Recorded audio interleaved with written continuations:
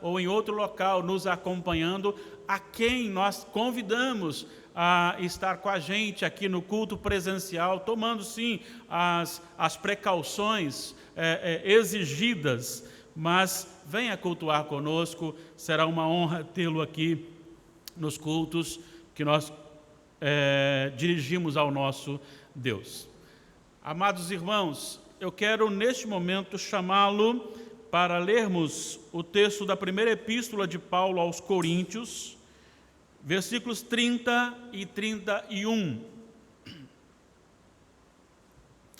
1 aos Coríntios, capítulo 1, versículos 30 e 31.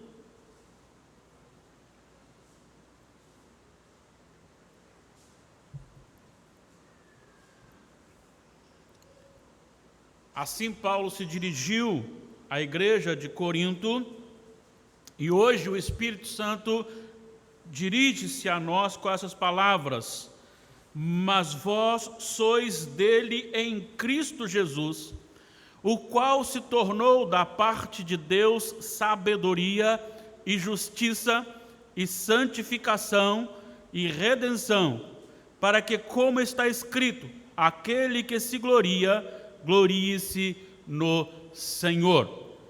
Que este Deus inspirador, o Senhor das Escrituras, alimente-nos, edifique-nos de tal maneira que a nossa vida seja transformada de glória em glória, para que Deus seja exaltado em nós. Não precisamos trazer coisas novas, mas precisamos nos lembrar sempre do pensamento, do sentimento que há no coração do homem e a luta constante que há dentro do aspecto da vanglória, da exaltação. O salmista Davi, no Salmo 131, ele inicia dizendo: Senhor, não é soberbo o meu coração, nem altivo o meu olhar. Mas, na verdade, ele sabe que há uma luta constante dentro dele. E este espírito de exaltação, ele dificulta até mesmo algumas pessoas que estão no Evangelho de entender a graça soberana, a gloriosa obra de Cristo, a eficaz obra de Cristo para a salvação do ser humano. Eu quero falar hoje sobre esse tema, a gloriosa obra de Cristo na salvação do seu povo. A gloriosa obra de Cristo na salvação do seu povo. Se nós olharmos o próprio apóstolo Paulo, quando se trata da manifestação do homem em si, e ele escrevendo aos Filipenses, no capítulo 3, no versículo 6, e numa das afirmações ele diz o seguinte: eu, quanto à lei, fui irrepreensível. O que ele estava dizendo ali é quando ele estava comparando, antes da sua conversão, ele se achava irrepreensível, comparando-se com outras pessoas. E realmente ele era muito religioso, realmente ele era muito fiel àquilo que ele cria e vivia aquilo com intensidade, a ponto dele mesmo declarar que, quanto à lei, comparado com os demais, ele era irrepreensível, até o dia que ele é confrontado com o Senhor da glória. É muito comum nós olharmos para os outros e começar a pensar assim: eu sou melhor do que o outro porque não faço isso, não faço aquilo outro, não faço, ou faço, venho, leio, oro, então sou melhor. É muito comum nós compararmos a nossa denominação com outra denominação e dizer: a nossa é melhor. É muito comum nós compararmos a nossa própria igreja local com as demais, até mesmo da própria denominação, e pensar assim: olha, nós temos uma visão missionária mais aberta, nós somos melhores que as demais. Eu queria afirmar para você que, assim como nós podemos nos ver superiores aos demais, eles também nos veem com inferioridade, porque em alguns pontos são melhores. A questão não é quando nós comparamos a nossa história com a história do outro. Paulo começou a dizer, olha, quanto à lei, olhando todo mundo, eu sou um dos melhores. Mas quando ele encontra com o Senhor Jesus, e quando ele olha para Jesus, ele escreve Romanos 7, diz, desventurado homem que sou, quem me livrará do corpo desta morte? No próprio texto de Filipenses 6, quando ele diz que ele era irrepreensível, que era um bom religioso, ele vai dizer no versículo 7 e 8, que ele viu isso como total perda por causa de Cristo, ou seja, isso era nulo diante de Cristo. A igreja de Corinto, irmãos, embora seja uma das igrejas tida como base para a espiritualidade atual, com dons do Espírito, línguas e tudo mais, línguas estranhas e tudo mais, a igreja, a própria cidade, o próprio nome Coríntio já era carregado naquela cultura, naquele período, naquele tempo, como algo negativo. Quando você queria xingar alguém, aí você falava, sabe fulano e tal? Aquele Coríntio. É como se você estivesse denigrindo a imagem dele. Tal era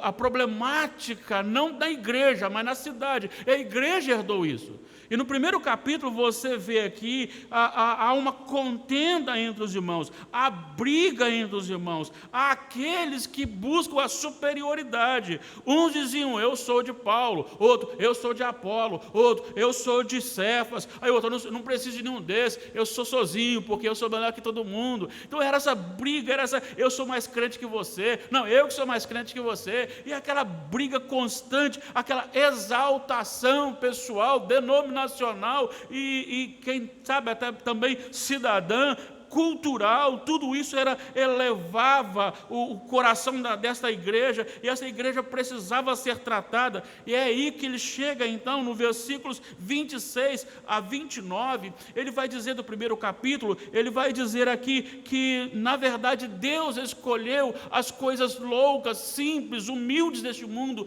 para desbancar as coisas que aparentemente são exaltadas.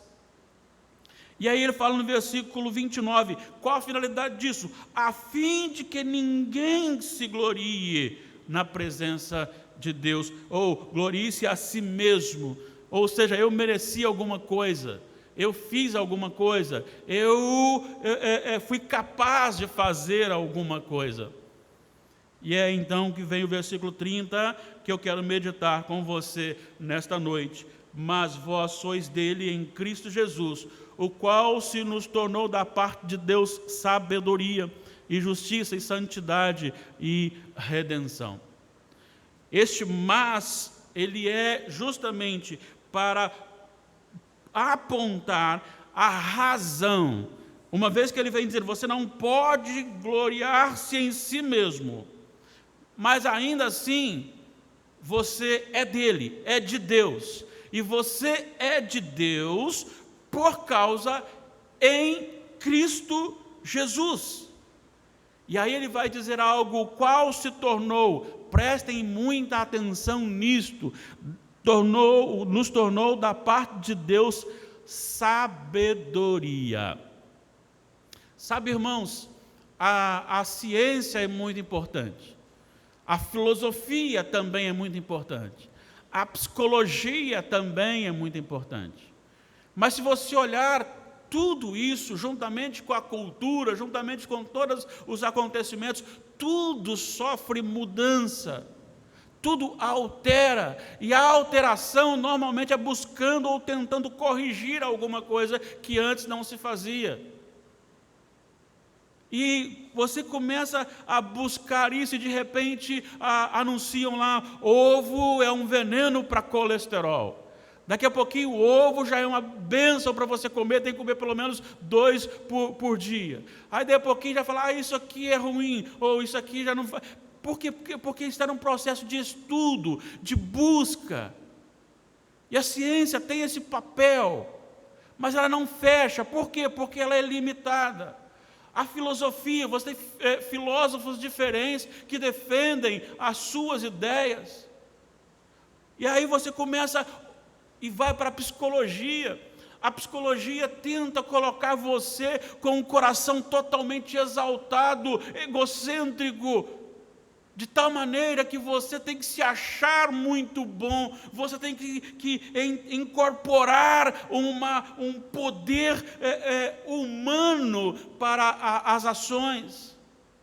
Mas a verdadeira sabedoria, sem desprezar as demais, que também são boas em alguns aspectos, a verdadeira sabedoria é o Senhor Jesus Cristo, e eu vou explicar por quê. Assim como a ciência tem que mudar, a filosofia tem que mudar, a psicologia tem que mudar, todas as coisas vão mudando, a palavra de Deus não muda, ela não envelhece, ela é viva, ela é eficaz, ela penetra no mais profundo do ser, do coração do homem, a ponto de mudar, de transformar. Existem textos como, por exemplo, do profeta Ezequiel, que diz que Deus pode pegar um coração de pedra e fazer dele um coração de carne. Deus pode mudar uma estrutura, Deus pode transformar uma vida, Deus pode alterar. Estamos vivendo tempos difíceis, talvez na nossa nação, na nossa cultura, talvez um tempo mais aclarado sobre quantas coisas ruins são feitas, defendidas, procuradas. E aí começamos a ver as coisas acontecendo, a maldade começa a reinar, começa a crescer, e aí você fica, culpado é a urna eletrônica, culpado é o fulano de tal, culpado é aquilo. Por trás disso tudo, Deus tem um propósito de estabelecer a sua história e fazer com que todos se curvem ante o seu poder. Deus está no controle, isso não tira a responsabilidade do homem, mas Deus está no controle. E o homem, nessa exaltação, ele não aceita que essa sabedoria vem de Jesus, e Ele é a sabedoria. E em Jesus, nós podemos então compreender o passado.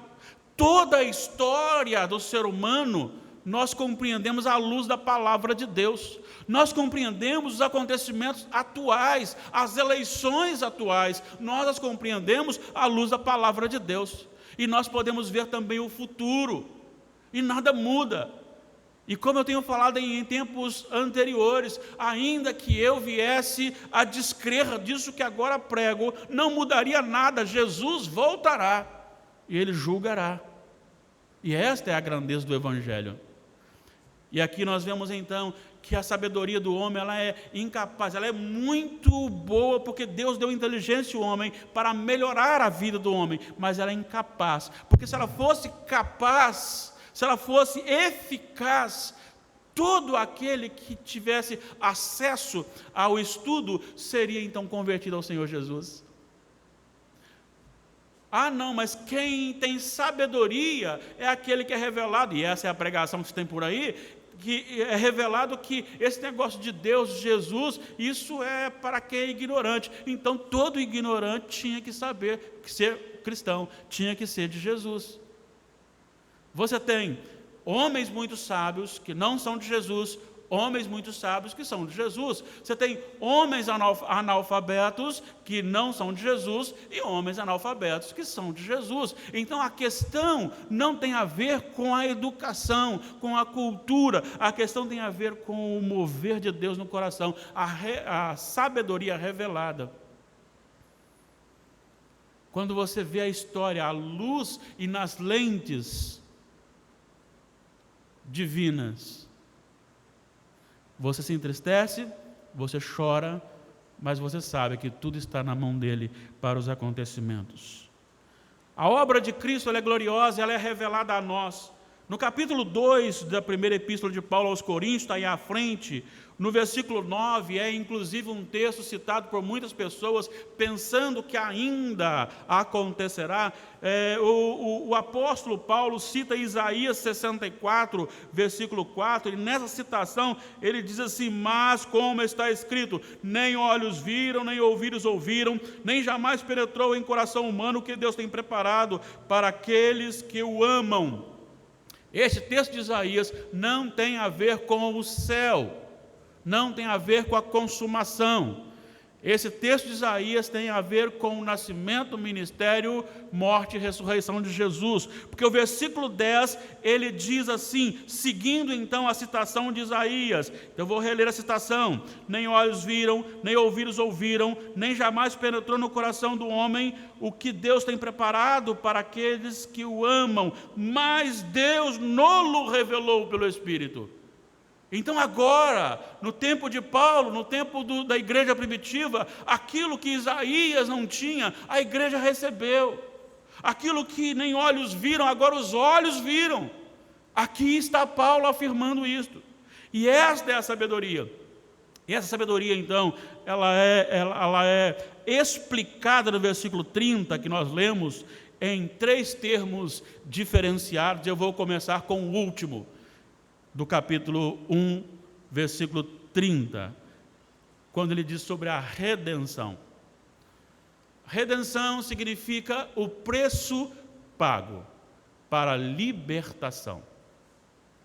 Quando Paulo escreve também aos Colossenses, está logo à frente, e ele vai tratar esta igreja que ele amava tanto, como ele sempre amou as igrejas, ele diz assim, ele, Deus, versículo 13, capítulo 1, Colossenses 1, 13, ele nos libertou do império das trevas e nos transportou para o reino do Filho do seu amor, versículo 14, no qual temos a redenção, a remissão dos pecados. Redenção significa pagar o preço do resgate. Significa você estabelecer então um pagamento e este pagamento ser realizado. Mas a grande questão aqui é: a quem foi pago? O que foi pago? Com o que foi pago? Primeira coisa, foi pago o nosso salário, o nosso pecado, a nossa culpa. Romanos 6, 23, o que diz lá? Lá diz o seguinte: o salário do pecado é a morte. Por que Paulo está dizendo isso? Porque isso foi dito lá em Gênesis 2, 17, quando então ele vai dizer assim: aquele que pecar morrerá, se desobedecer morrerá, se comer da árvore, do fruto da árvore que eu proibi, você vai morrer. Então, como merecimento pela desobediência, como salário é mérito, eu trabalho e mereço receber. Por isso ele diz, o salário do pecado é a morte. O que pesava sobre nós, então, era uma dívida, e essa dívida que estava sobre nós, essa dívida não era com Satanás, como muitos estão pensando equivocadamente. A dívida não foi paga a Satanás.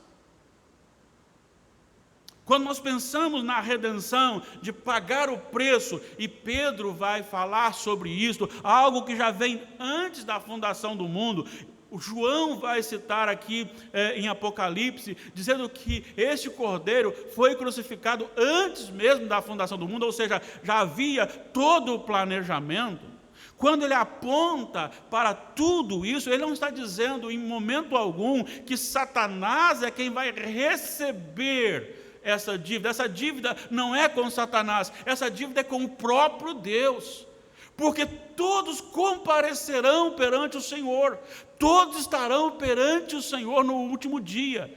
E diz, vou repetir outra vez aqui, em outros momentos já falei, quando o Senhor Jesus disse que até as palavras frívolas, as palavras mal faladas que nós falamos, serão usadas contra nós no último dia. Tudo está registrado, há livros, simbolicamente falando, há livros, há registros das minhas palavras, dos meus atos, das minhas omissões, e lá também está registrado o momento da minha conversão. É isso que me faz feliz. Mas a grande questão é que todos comparecerão perante o Senhor e receberão a ira do Cordeiro. Em Apocalipse você tem uma descrição, acho que no capítulo 6, deixa eu dar uma conferida aqui, acho que sim, capítulo 6, tem aqui uma afirmação aqui no 6º selo, e ele vem descrevendo aqui a visão que ele tem desse momento em que o céu começa a se enrolar como um pergaminho, barulho terrível, assombroso, e aí ele vai dizer que isso vem sobre os reis da terra, os grandes, os comandantes, os ricos, os poderosos, e todo escravo, e todo livre, ou seja, sobre todo ser humano, não importa se ele tem ou não conhecimento ou dinheiro, não interessa. A grande questão é Jesus, mas ele vai dizer o seguinte, no versículo 16, capítulo 6 de Apocalipse, versículo 16, e disseram aos montes e aos rochedos, caí sobre nós e escondei-nos da face daquele que se assenta no trono e da ira do Cordeiro, porque chegou o grande dia da ira deles, e quem é que pode suster-se? Então essa redenção, esse preço pago foi pago para com o próprio Deus, porque a dívida é com o Senhor, a ira é do Senhor. Mas há uma coisa muito bonita nessa redenção, porque a minha dívida foi cobrada pelo próprio Senhor, mas foi paga pelo próprio Senhor, na pessoa de Jesus Cristo, seu Filho. Quando ali na cruz ele verteu o seu sangue. Foi por isso que o apóstolo Pedro, na primeira epístola, no primeiro capítulo, ele vai dizer, acho que versículo 18, se não estou equivocado, 18, 20, ele vai dizer que não foi com ouro ou prata, não foi com a riqueza toda deste mundo, mas foi com o precioso sangue sem culpa, sem mácula. No processo da redenção, é Deus pagando a nossa própria dívida a Ele mesmo, com Ele mesmo. Olha a riqueza disso, olha a grandeza disso. Isso deve nos aproximar mais do Senhor, e quanto mais nos afastarmos de nós mesmos, vamos pensar aqui no versículo 29, a fim de que ninguém se vanglorie na presença de Deus. Versículo 31, para que aquele que se gloriar, glorie-se então no Senhor. Porque a redenção mostra o preço pago ao próprio Deus, pago pelo próprio Deus, a uma dívida que seria minha. O segundo termo que ele usa aqui, dentro dessa sabedoria revelada, então, ele nos revela esse algo grandioso, que é a nossa culpabilidade, o nosso salário, o salário do pecado é a morte, seríamos condenados, e o próprio Deus cobra de si mesmo quando ele envia Jesus Cristo para morrer na cruz por nós. Isso é redenção. Então ele pagou o preço do resgate. Mas pensa comigo aqui que a outra palavra que vem como revelação da sabedoria de Cristo é a justiça ou a justificação. Pensa comigo. Imagine que você tem alguém que não tem o que comer, está morrendo de fome, mas junto com a sua pobreza ao extremo, ele tem também uma dívida muito alta, e que naquela cultura que ele está, aquele a quem ele deve tem autoridade para lhe tirar a vida. E de repente então você chega e paga a dívida daquele moço. Vai resolver alguma coisa? Se ele não tem o que comer, se ele não tem onde dormir, se ele não tem o que vestir, se ele não tem como se tratar, ele continuará fazendo mais dívidas e sem poder pagar. Então a redenção, para você ver como foi completa a obra e gloriosa a obra de Cristo, ela não só pagou pelo nosso pecado, não só nos perdoou os pecados, mas Ele também nos justificou. E esta palavra, ela é por demais séria e importante e profunda para o nosso coração. A questão da justificação. Veja bem, você tem lá em 2 Coríntios 5, 21, que Deus fez com que Cristo se fizesse pecado, não se tornou pecador, né? Fizesse pecado, para que nele nós fôssemos feitos de justiça de Deus. Quando ele fala que ele recebeu então o que era nosso, aquilo que ele recebeu, isso é redenção. Mas ele não só recebeu sobre ele a nossa dívida, mas ele depositou na nossa conta a sua justiça. Ele imputou a nós a sua justiça, de tal maneira que, mesmo sendo eu injusto em muitos momentos da minha vida, e quiçá não fosse, mas o Senhor me conhece e sabe que é bem mais do que aquilo que eu penso ser, eu não estribasse-me nas minhas obras, na minha justiça, na minha prática religiosa, mas firmasse os meus pés simplesmente na obra da justificação de Cristo. Cristo trocou o prontuário. Cristo trocou, ele tinha lá uma ficha limpa e tinha a minha ficha suja, e Cristo pegou a minha ficha suja e colocou sobre ele, e pegou a ficha limpa dele e colocou em mim. Isto é justificação. E essa justificação, ela não veio pelo um ato simples de uma declaração de perdão, mas é algo que envolve um pagamento, porque Deus não pode pagar algo, simplesmente perdoar sem que execute. O cancelamento da escrita tem a ver com um pagamento. Alguém tem que pagar. E essa justiça foi aplicada em Cristo. É por isso que é uma riqueza muito grande em Romanos 3, e que não dá para a gente passar por ele, mas eu quero só que você abra lá em Romanos capítulo 3, quando você vê os versículos 24, 25, 26, você lê o seguinte: sendo justificados sem causa nenhuma em nós, por sua graça, mediante a redenção, que há em Cristo Jesus, aparece a palavra redenção, a quem Deus propôs o seu sangue como propiciação mediante a fé, para manifestar a sua justiça, por ter Deus, na sua tolerância, deixado impunes os pecados anteriormente cometidos. Havia algo atrás, e Deus, para ser justo, Ele teria que fazer com que todos pagassem. Afinal, como nós já lemos, Deus não inocenta o culpado. Já lemos em outros dias, Deus não inocenta o culpado. Deus é justo.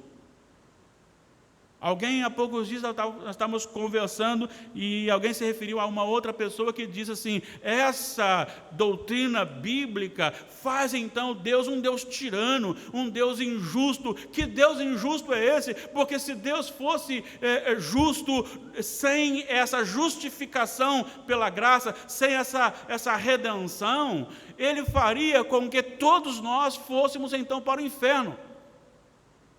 Há uma diferença muito grande entre justiça e misericórdia. Justiça é você dar àquela pessoa o que ela merece. Misericórdia é conceder aquilo que aquela pessoa não merece. Por isso, misericórdia. Mas de tal forma que essa misericórdia seja aplicada sem que Deus seja injusto. Daí então você tem aqui, a lei veio para mostrar que o homem é inculpável, que ele não pode bater no peito, todo homem é culpado diante do Senhor. Versículo 21 de Romanos 3 diz: mas agora sem lei se manifestou a justiça de Deus. Em Gálatas 3, 23 e 24, eu estou equivocado, vai dizer que a lei nos serviu de aio para nos apontar para Cristo. Porque a lei, ela não é má, mas ela se tornou má porque nós somos maus, nós somos pecadores. A questão não é a luz brilhar, a questão é a luz brilhar e aquele que vai ser iluminado por esta luz não estar limpo. A lei é como se fosse uma luz lançando sobre a nossa natureza e mostrando quem somos. E agora você tem então aqui essa justificação. E Deus precisava cobrar em alguém, Ele cobra em Jesus, para nos declarar justos. É por isso que o sacrifício de Cristo não foi oculto. É por isso que o sacrifício de Cristo não foi algo escondido, ele foi feito num monte, à presença de todas as pessoas, todos passavam, meneavam a cabeça, zombavam dele. Ali era uma declaração pública da justiça de Deus sendo aplicada para que Deus não fosse injusto quando não aplicasse sobre aqueles que creem em Jesus a salvação, a misericórdia e o perdão. Justificação é justamente você trazer alguém que é culpado, nesse contexto aqui, forense. Você traz alguém que é culpado e paga a conta dele e o declara justo. Agora, ele não tem mais culpa, embora por ele mesmo seja culpado. É por isso que Paulo, o apóstolo inspirado, ele escreve então, voltando a Romanos 3, 23, a primeira parte ele diz o salário do pecado é a morte, mas a segunda parte diz assim, mas o dom gratuito de Deus, veja bem, é a vida eterna em Cristo Jesus, veja bem, salário do pecado, morte, dom gratuito de Deus, vida eterna. A salvação é graça. A salvação é graça, e Deus não é injusto quando Ele então nos salva, porque Ele cobrou em Jesus. Olha só, nós somos dele, não é isso que ele está dizendo aqui? Vós sois dele em Cristo Jesus. Qual é a sabedoria? A sabedoria é que esse Jesus, Ele é a redenção, Ele é a justificação. Então, perante a lei, eu sou declarado justo. É diferente de dizer, eu sou justo por mim mesmo. É como aquele que deve uma conta muito alta, não consegue pagar, e a justiça então determina, olha, você tem um mês para você pagar, se não pagar, você então vai preso. E alguém então resolve pagar por ele. Ele pagou a dívida dele? Não, ele não pagou a dívida dele, alguém pagou por ele. Mas perante a lei, sim, ele é declarado justo, porque ele não deve mais. Esta é a beleza do povo de Deus. Isso deve nos motivar a viver em oração, a viver juntos com os irmãos, a perdoar, a buscar relacionamentos sérios na presença de Deus, amigáveis. E aí você tem um outro termo aqui, porque você tem a questão do preço pago, a dívida paga, você tem a declaração, a incorporação, alguém depositou na sua conta agora o suficiente, que é então a justificação, mas também você tem algo específico aqui chamado de santificação. E há uma diferença, é muito claro você observar hoje. Todos aqueles que querem viver santamente são, sim, separados, abandonados, deixados de lado. Até mesmo no chamado povo evangélico. O apóstolo, escrevendo, apóstolo Paulo a Timóteo, no capítulo 3, versículo 12, aqueles que querem viver piedosamente serão perseguidos, e às vezes até mesmo por pessoas relacionadas à fé. E aí agora você tem algo extraordinário que chama-se santificação, que é colocado também no coração, aplicado no coração do homem através de Cristo Jesus. Então Cristo é a nossa redenção, Cristo é a nossa justificação e Cristo é a nossa santificação. Tudo isso aplicado ao nosso coração. Santificação aqui é diferente de você cumprir a lei obrigatoriamente. Há uma exigência cega. Crente não bebe, não fuma e não joga. Não é assim que nós aprendemos? Pelo menos eu aprendi assim desde a minha infância. Se eu ouvia isso, né? Crente não bebe, não fuma e não joga. Tanto é que nós temos dificuldades com algumas práticas mais simples e temos liberdades com práticas que realmente são prejudiciais à fé cristã. E às vezes nós criamos isso e queremos viver isso. Eu não posso, eu estou com muita vontade de tomar esse copo d'água aqui, mas se eu tomar esse copo d'água aqui, eu vou estar pecando, então não vou tomar não. Eu que gosto muito, mas não vou tomar não, porque não quero, mas eu sou crente, então não posso tomar. Isso é lei.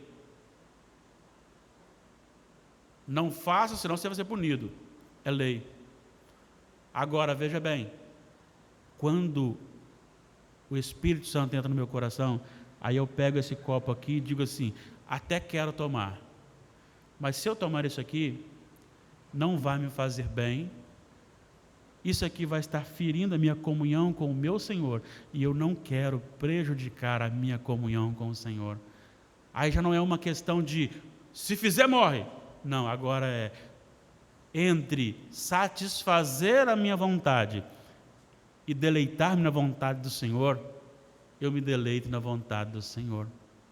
É o Espírito Santo colocando vida no coração. Agora já não é mais uma coisa mecânica, legalista, mas agora é vida, é algo que flui de um coração que anteriormente só obedecia uma natureza, mas agora obedece a outra natureza, a espiritual, ao Espírito Santo que ali habita.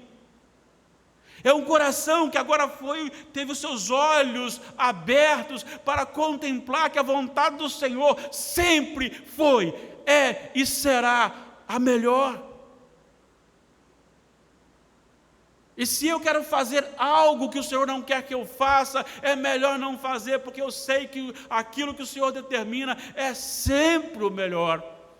E esta comunhão com o Senhor, esse desejo do Senhor, essa vida com o Senhor, já não é mais uma questão de medo, mas sim um temor íntimo, um respeito, uma intimidade com o Senhor, um gozo no Senhor. É por isso, meus amados irmãos, que nós temos a primeira pergunta do chamado breve catecismo que nós estudamos doutrinariamente, e ele diz assim, qual é o fim principal do homem? Diz, o fim principal do homem é glorificar a Deus, aleluia, mas não é só isso, é gozá-lo para sempre. John Piper chega a dizer o seguinte, no modo de pensar dele é glorificar a Deus, gozando-o para sempre. Quanto mais eu tenho prazer no Senhor, quanto mais alegria eu tenho no Senhor, quanto mais contentamento eu tenho no Senhor, mais Deus é glorificado na minha vida. E por que Ele é? É porque as pessoas vão olhar e dizer assim, existe algo muito superior que essa pessoa tem. O que você tem que é maior do que a sua vontade? O que você tem que é maior do que os prazeres carnais? O que você tem que é maior do que um time de futebol? Que é maior do que um filme? Que é maior do que uma novela? Que é maior do que qualquer coisa? Jesus. E aí o Senhor é glorificado. A santificação não é um processo daqueles que têm medo de ir para o inferno, mas é para aqueles que têm convicção do céu, que a presença de Deus é a melhor. Voltarei àquela analogia que fiz outrora. A beleza da nossa comunhão com Deus tem que ser como aquele filho de um pai pobre, ou de pais pobres, que não tem nem onde dormir numa cama boa, mas tem que dormir no chão, alimentação escassa, roupas já muito usadas.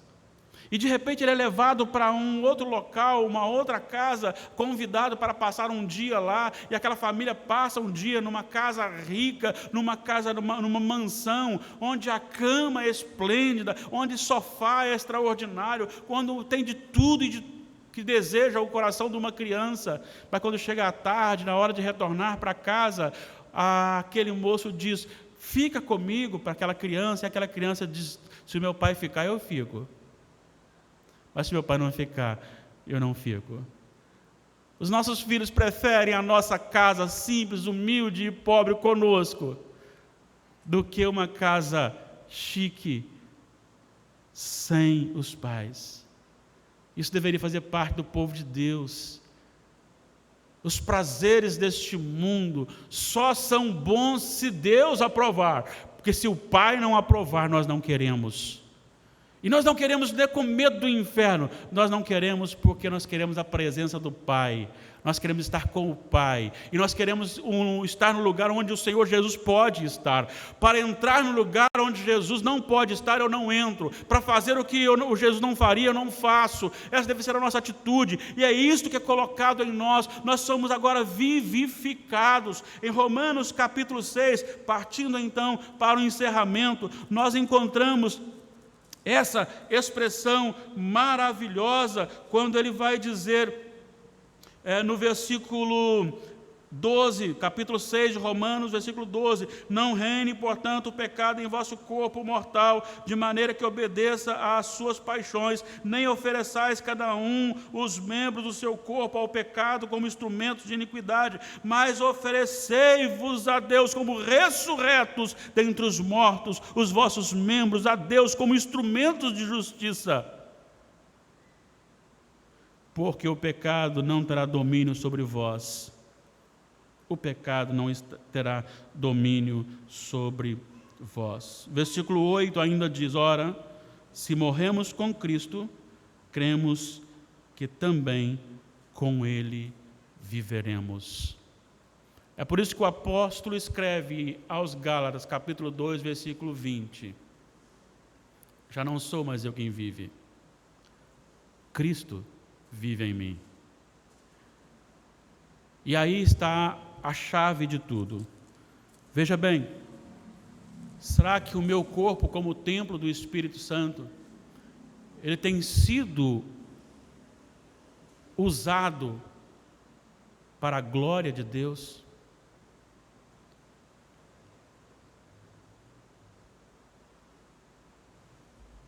Nós vivemos, como sempre aconteceu, nós vivemos um culto ao corpo. As dietas que nós fazemos, os exercícios físicos que nós fazemos, na sua maioria, não é por causa da saúde, mas é para que alguém veja o meu corpo bem definido e aprovado pela sociedade.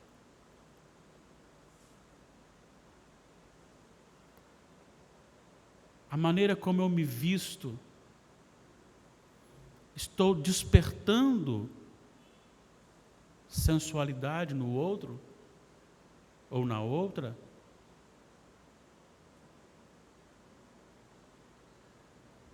Estava em determinado local, tinha uma pessoa fazendo caminhada e ele é portador de alguns músculos estendidos e ele estava sozinho, mas não estava me vendo, e ele caminhando.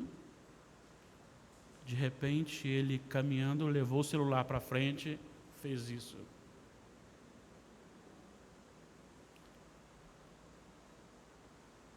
Qual a razão? Não sei, talvez ele tenha boa razão, né? Não vou julgá-lo.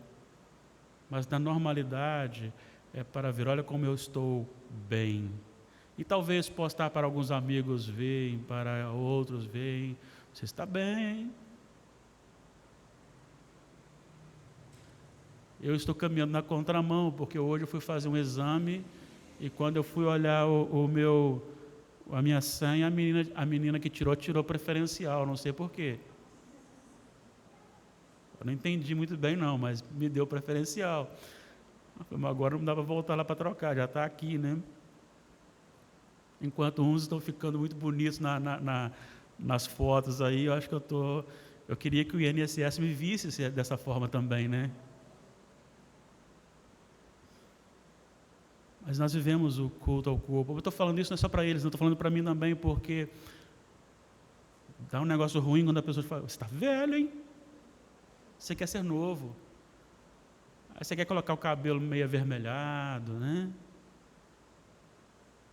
Aí se alguém fala assim, a barba deixa velha, então vou tirar então, para ficar mais jovem. Não adianta. Nós vivemos para os outros. Nós queremos ser vistos, enxergados. Enquanto nós deveríamos zelar sim pela nossa saúde. Zelar sim pela nossa saúde. Usar tudo aquilo que Deus concedeu de sabedoria, de conhecimento aos homens, mas usar dentro de um propósito de uma boa vida, para que o meu corpo seja bem cuidado por causa do Espírito Santo que nele habita. Cristo é a sabedoria. E Ele conta para a vida eterna. Por isso Ele é a única sabedoria. E essa sabedoria, ela é revelada então na redenção, começando então de trás, né? Na redenção, no preço pago, no perdão, na justificação e na vida, na santificação que Ele coloca em nosso coração. E a obra é só de Cristo. Só de Cristo. É por isso que Ele disse, a fim de que ninguém se vanglorie na presença de Deus. Quanto a nós, nos deleitemos nisso, nos é oferecido isso, justificados gratuitamente na sua graça. Deus colocou vida em nós e pagou o nosso preço.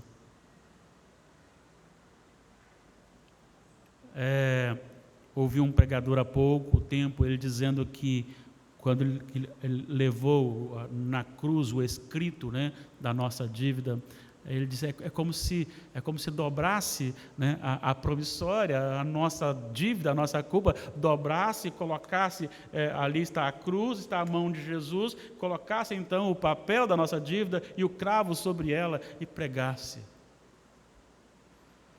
para que eu não deva, fosse declarado justo. Meu amado irmão, minha amada irmã, viva isso com alegria. Eu não estou falando de curas são maravilhosas, sim, mas são secundárias. Sabe aquele moço chamado Lázaro? Sabe a filha de Jairo? Sabe o filho da viúva?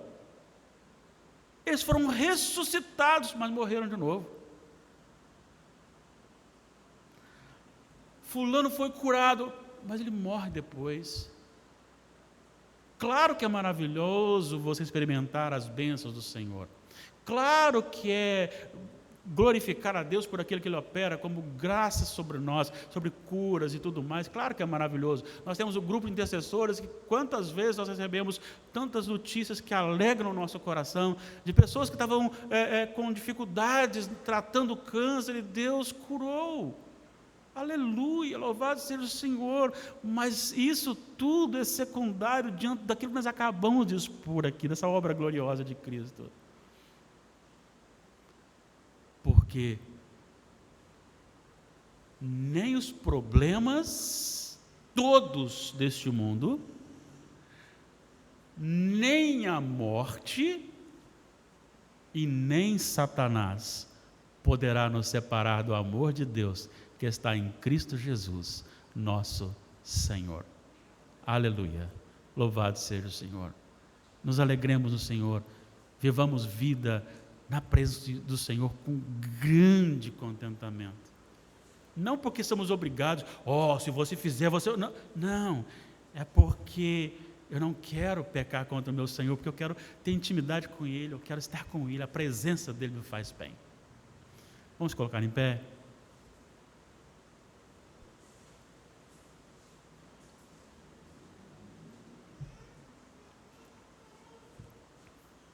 Como é maravilhoso, Senhor,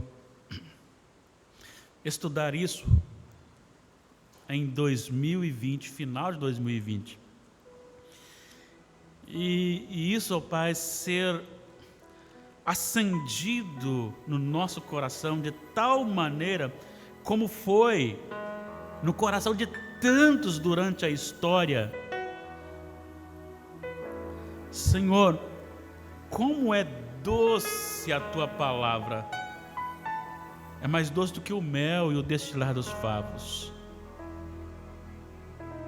Como, Senhor Deus, é gloriosa a obra da redenção. Senhor, não há nada no homem que possa conduzi-lo a Ti, a glória é toda Tua. No entanto, nós podemos gritar ao mundo que somos salvos em Cristo Jesus e que nada nem ninguém poderá nos separar do amor do Senhor. Seja com a morte agora, seja com a morte muito idoso, diante das mais difíceis adversidades, dos ataques de Satanás, ainda que a morte nos coloque, ó Pai, paralisados na história aqui da terra, que a nossa alma volte a Deus, que o nosso corpo desça ao pó. Nem mesmo isto, ó Deus, poderá nos separar, porque a obra gloriosa de Cristo também contempla a ressurreição, e nós faremos parte disso. Bendito seja o nome do Senhor. A Tua obra é gloriosa, ela é majestosa. Não nos permitas nunca pensarmos, ó Deus, que há alguma coisa em nós, mas nos ajude também a deleitarmos o Senhor confiantemente, para a glória do Teu nome. Reaviva a Tua obra, Senhor, em nosso meio durante o tempo. Reaviva a Tua obra. Reacenda no coração daquele que está frio, que está distante, que está longe, que perdeu a força. Reaviva o seu coração, ó Pai, para que ele também volte a ter alegria no Senhor, prazer em Ti. Que não façamos uma simples religiosidade, mas que o processo de santificação seja vida e vida no Espírito. Abençoe-nos, ó Deus, em nome de Jesus. Recebamos a bênção.